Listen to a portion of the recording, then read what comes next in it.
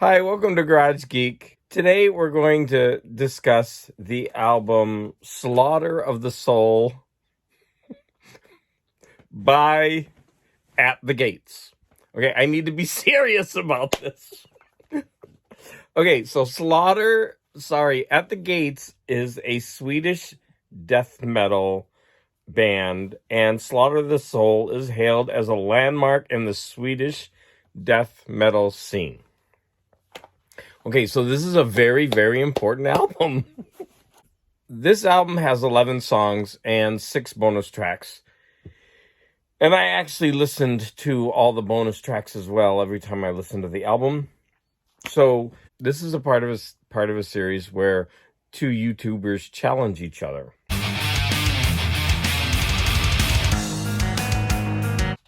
Now, there's just a couple of things that I want to discuss before I get into the album. This album was really, really out of my comfort zone. Like, really. And I'm going to talk about why. Like, this was a super, super challenge for me. Now, I understand that art is not always supposed to be pretty to be good. I totally understand that. I like dark art. I don't mind if something is ugly or different to convey a feeling. And to me, that's successful art, which makes it good art. Books. I like all kinds of literature, and the writing doesn't have to be beautiful or doesn't have to be written about beautiful topics in order for me to consider it good art.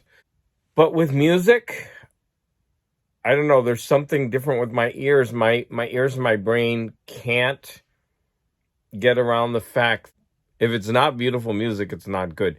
Now, there's discordant music. There's ugly music.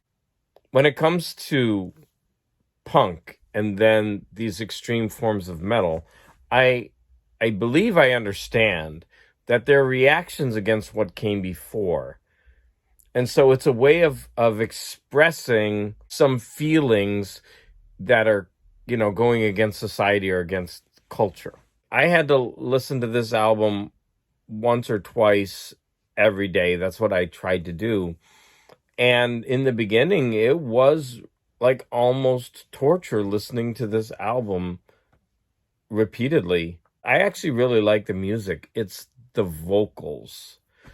The vocals are just so jarring and they're so not pretty. So when someone intentionally makes their voice sound ugly, I mean, I can understand that. I can understand there's a reason for it.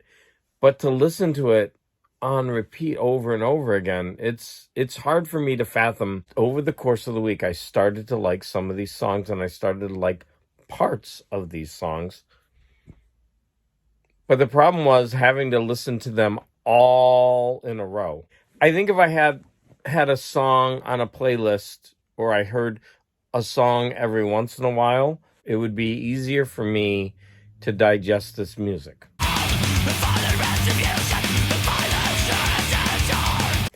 T-Cat, I'm issuing you a formal apology because when I said Robert Fripp was screeching at me and it was hard to take,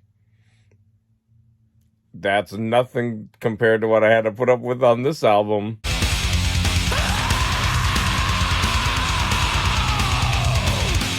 And then this morning, I said to my husband, "Hey, this is the kind of music that I have to review today. I want you to listen to playing it." And he was like, "Oh, isn't that the song we used to get rid of the raccoons?"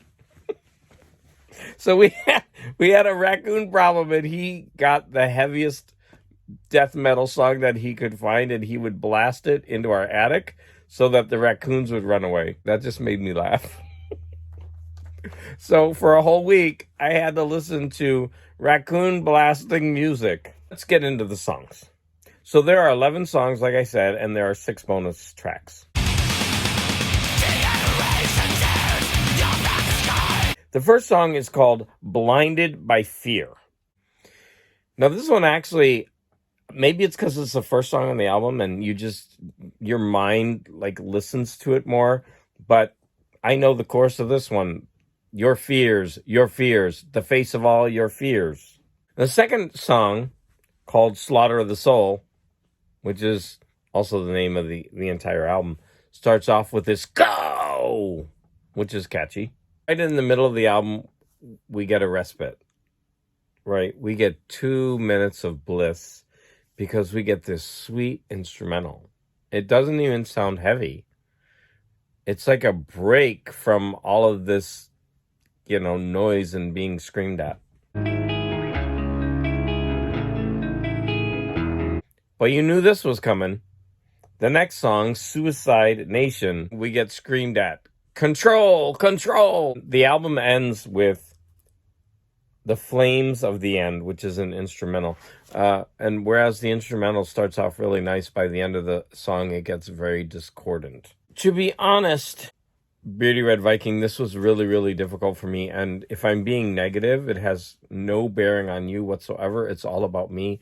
This album was truly, truly out of my comfort zone. And I really, really tried hard to wrap my head around this. Every night I would listen to it. I would go through periods of like, oh, that's really cool, to, oh my God, this is crap. What am I listening to? And then I would be like, oh, but wait, oh no, that's really good. Listen to that. And then I'd be like, oh my God, what am I doing? Like, I was going through this every night. Like, this was like seriously a mental journey for me to try to come up with ways to really appreciate this album, because like the reviews say, this is a landmark album for its genre.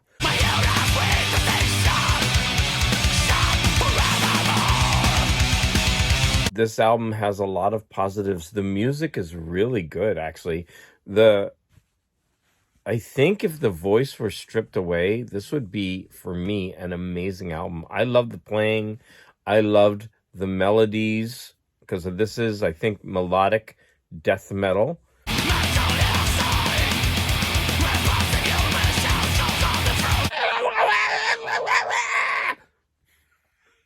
Sorry. I needed to get that off my chest, I think.